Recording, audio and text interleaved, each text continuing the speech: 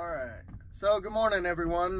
Today is Wednesday, January 23rd. And I just want to do a quick little video of my truck. It's a 2016 freightliner Cascadia. It's got 289,000 miles on it right now. I was hoping I could have got a brand new one. They had some nice ones there on the yard in Phoenix, but unfortunately not. It'll maybe, they said 6 to 8 months, I'll be good for an upgrade, and by that time, instead of a 2019, I might be able to get a 2020 model. The 2019s right now come with a refrigerator, a nice big LED screen on the dash. You can see everything clear. This one here, it's a real small screen, about that big. And it didn't come with a book, so you know, I'm trying to wing it and find out what all the things are on here and the functions that go on with it. But it's a nice truck in itself. And so just I'm gonna move the camera around, just kind of show you. Right now I'm sitting in the driver's seat. So there we go. The steering wheel, I've got a little pedal down here that I step on, and I can actually adjust my steering wheel forward, backwards, up, down, whatever I need. And you know, it's got all your regular bells and whistles and gauges, and it's like I said, it's a nice truck. This is the passenger seat. It's roomy. You've got compartments up top, let's see there, and they're kind of roomy. They got some space in there. There's a compartment here and there. There's another one right here. And then right above the driver, you've got compartments, a little glove box here, another one down below, and then you've got your glove box here. This mount here is for a CB, so when I get my CB, it's already wired up. But anyways, yep, that's the front seat. And we'll turn around, and that's the top bunk, which is folded up right now.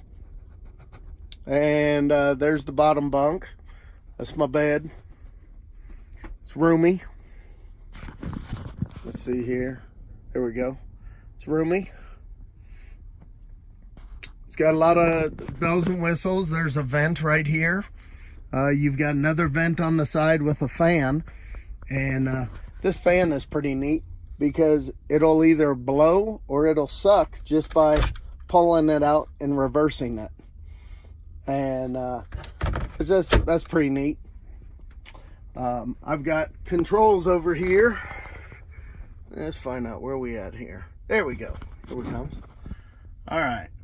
I've got controls here for my air conditioner and heat.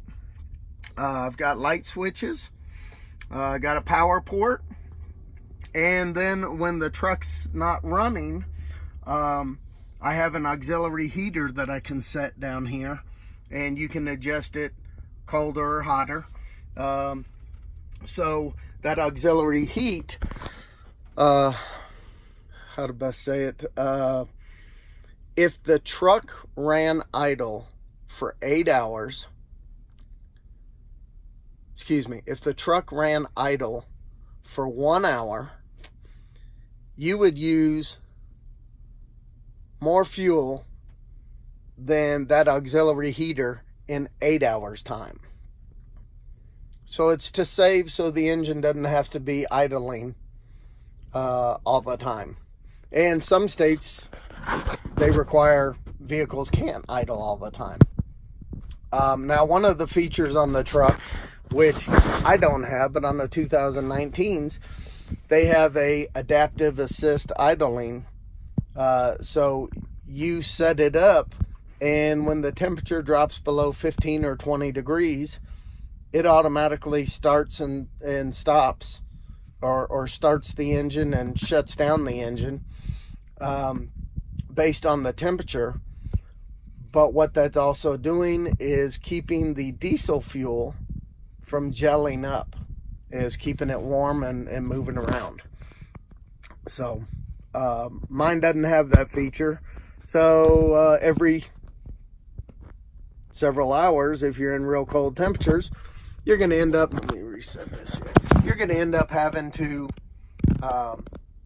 get up and start the engine and let it run for a little bit and then shut it back off. So anyways, let's take a look here. It's got shelving in here. The cabinet, got a storage cabinet up top here. All right. Right now I got some jackets, and I got my CPAP case in there.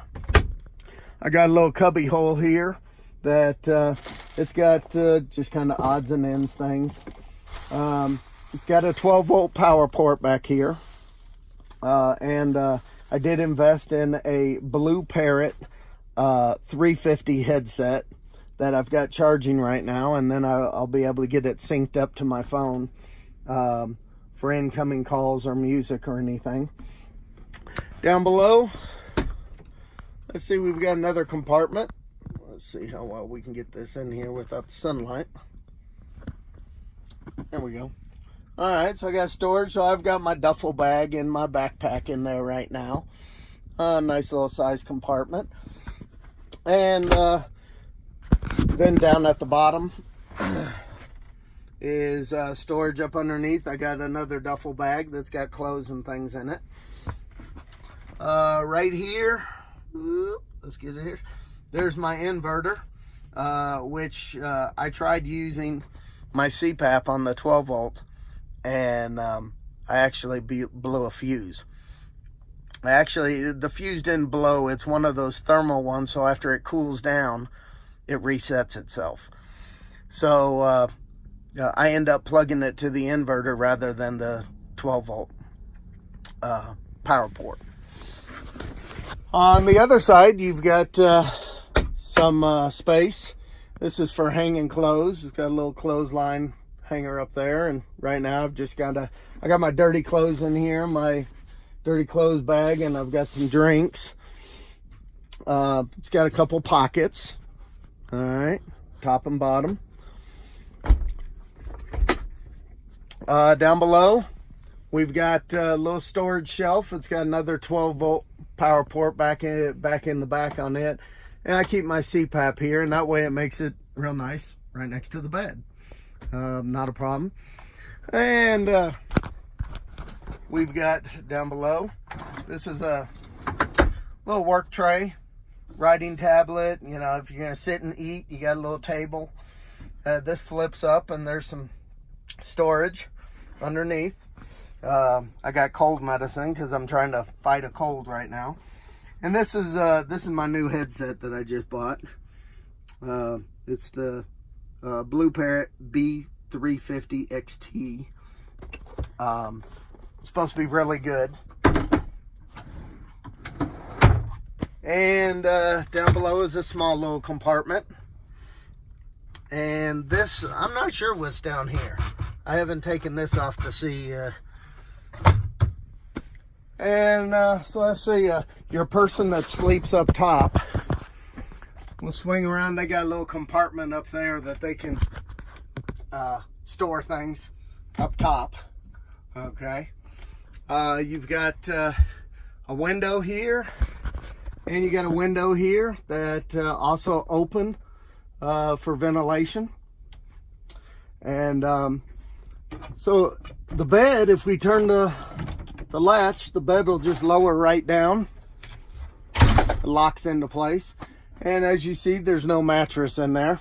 I asked for a second mattress, but they said if I didn't have a co-driver, they wouldn't issue me one. So unless I have a co-driver or the wife or somebody's riding with me, then I can get another mattress for it.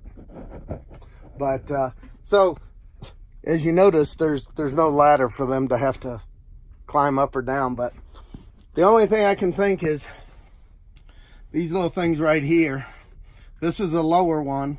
So you kind of step down here, step onto this thing, stretch across, step onto this one, and then you get up into the bunk. Now, if you have a co-driver or anything, and the vehicle's moving, you cannot have anybody up top in the bunk. They have to sleep down below. So when you got a co-driver and that truck's constantly moving and not stopping, you're constantly changing the bedding from his to yours back and forth because you're having to sleep down below. Unless you park the truck and you sit for several hours, then somebody can get up top. Let's see, what do we got here? Oh, we got our curtain, and it runs all the way down, and there's one on this side as well, and so they just Velcro in the center so it blocks the view here. Or you have curtains on a track, and that runs clear around the front on both sides, and you don't have to use the big curtain. So, and oh, one last thing, storage. There's some more storage in here. You'd never believe how much room this thing has underneath this bottom bunk. Give me a second. I'm gonna have to release this lever down here. Lift up. Look at all that storage up underneath there. So on the two left and right side, those are accessed by levers on each side, the driver and passenger side door, so it can be accessed from the outside, also a little compartment. And then the center, which there's a lot of damn storage in there for anything that you want. So that's whoop, get my hand out of there, and we'll lower this back down. There we go. So that's pretty much it. Looking around the truck, seeing what I got. There's the front dash and or the overhead compartments, and here it is down below, driver's side and the passenger side. But just kind of give you a view of what my truck looks like. So thank you very much. Y'all have a nice day.